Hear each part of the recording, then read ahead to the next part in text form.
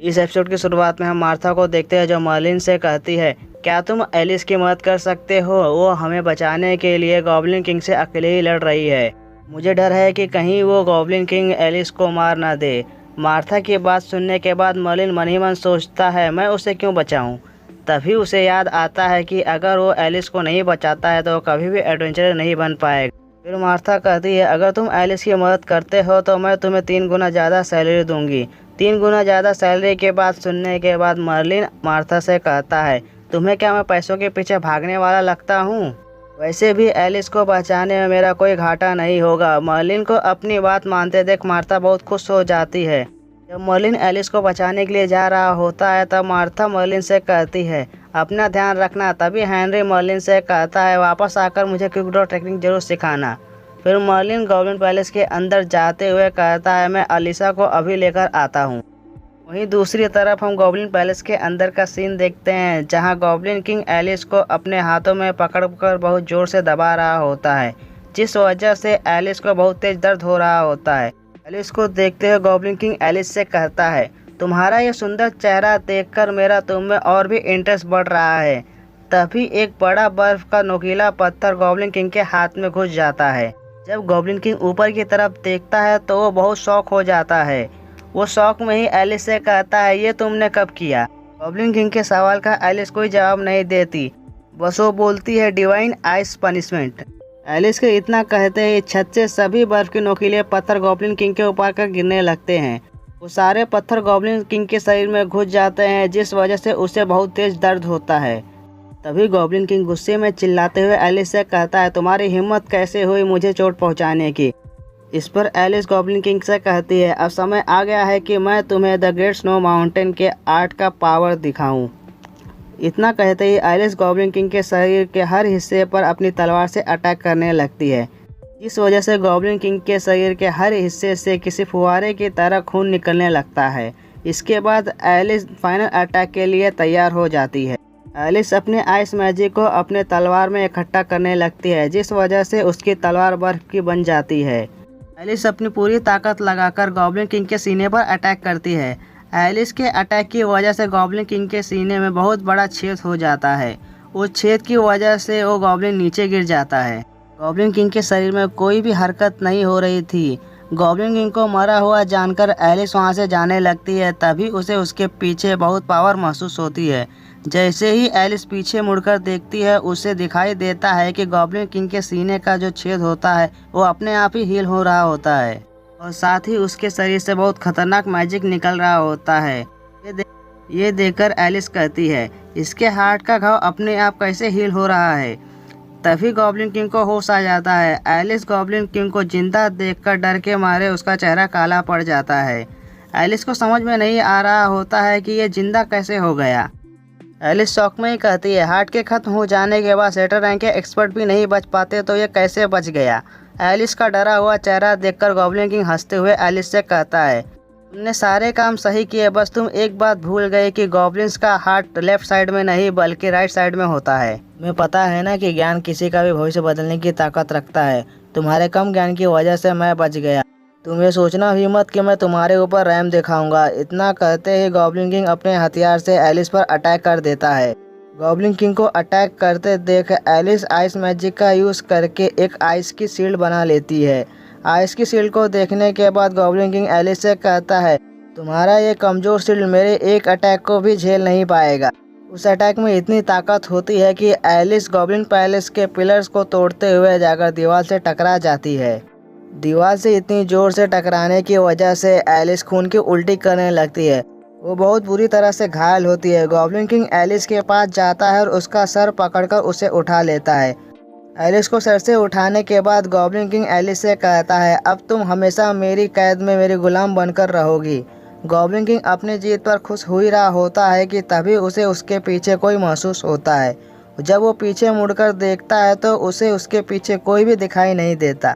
तभी वो एलिस की तरफ देखता है तो उसे एक आदमी दिखाई देता है जो एलिस को अपनी गोद में उठाए होता है। गॉब्लिन किंग उस आदमी को देखते हुए कहता है, एक और चूहा आ गया मरने के लिए। तभी गॉब्लिन किंग को अपने हाथ में बहुत जोर से दर्द होता है। गॉब्लिन किंग जब अपने हाथ की तरफ देखता है तो उसका एक हाथ कटा हुआ होता है। वो मर्लिन को देखते हुए कहता है, बदमाश कहीं कि तुम्हारी हिम्मत कैसे हुई मेरा एक हाथ काटने की। इस गलती की कीमत तुम्हें तुम्हारी जान देकर चुकानी होगी। मर्लिन को गॉब्लिन किंग की धमकियों से कोई फर्क नहीं पड़ता। मर्लिन एलिस को देखते हुए कहता है, कोई इतना बेवकूफ़ कैसे हो सकता है? जिन लोगों को तुम जानती भी नहीं उन लोगों के लिए तुम्हें अपनी जान खतरे में डालने की क्या ज़रूरत है? मुझे तुम्हें इतना आज्ञाकारी देखने की आदत नहीं है, पर अभी तुम मर नहीं सकती क्योंकि हमें हमारे रिश्ते को और भी आगे लेकर जाना है। वॉस्पर्ड हीरो, तुम यहीं पर आराम करो और सब कुछ मेरे ऊपर छोड़ दो। इस पर एलिस आधी बेहोशी की हालत में मर्लिन को देखते हुए कहती है, एंजेलिन मास्टर स्वॉर्ड्समैन, तुम बहुत ताकतवर और कॉन्फिडेंट हो। क्या तुम मुझे यहाँ पर बचाने के लिए आए हो? मैं सच में तुम्हें बहुत पसंद करती हूँ। एलिस की बात सुनने के बाद मर्लिन शौक में ही कहता है, अभी तुमने क्या कहा?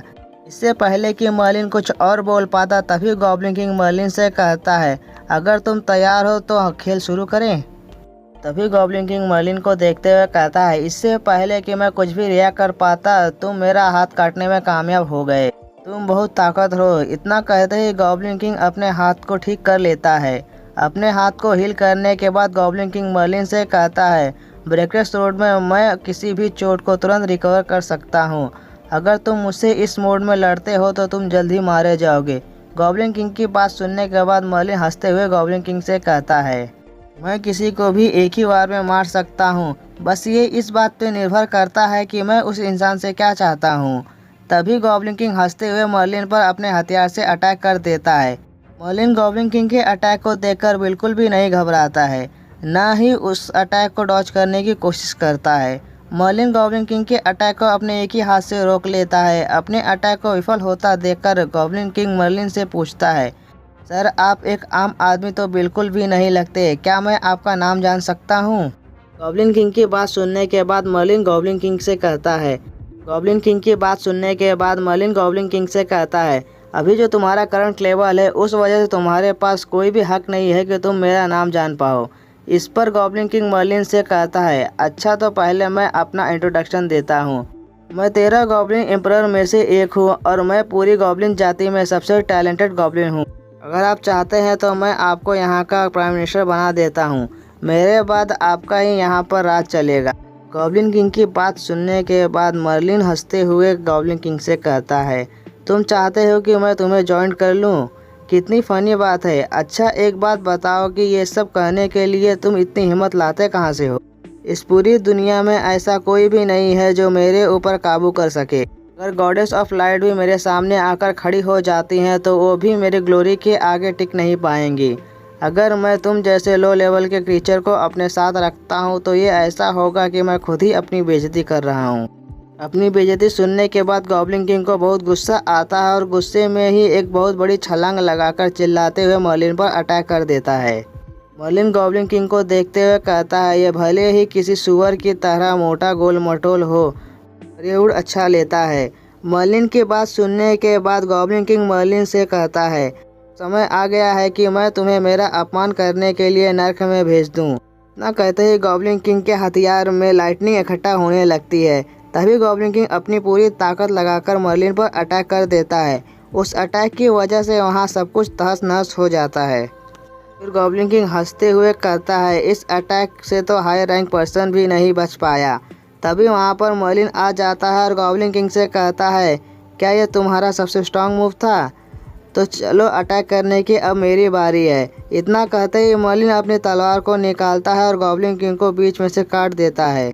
तभी गॉब्लिन किंग कहता है, इसने मेरी सीक्रेट आर्ट को अपने काउंटर अटैक से ख़त्म कर दिया। तुम सच में मेरा रिस्पेक्ट पाने के लायक हो। तभी हम देखते हैं कि गॉब्लिन किंग के शरीर से बहुत ज़्यादा खून निकल रहा होता है। गॉब्लिन किंग अपने शरीर के घावों को देखते हुए कहता है, ने मुझे इतना डैमेज पहुंचाया है कि मैं उसे ठीक भी नहीं कर सकता। के बाद ये एपिसोड यहीं पर ख़त्म हो जाता है। अगर आपको हमारा वीडियो पसंद आया तो हमारे वीडियो को लाइक कीजिए और हमारे चैनल को सब्सक्राइब कीजिए। अगर ये वीडियो आप फेसबुक पे देख रहे हो तो हमारे फेसबुक पेज को भी लाइक कीजिए। Thank you for watching.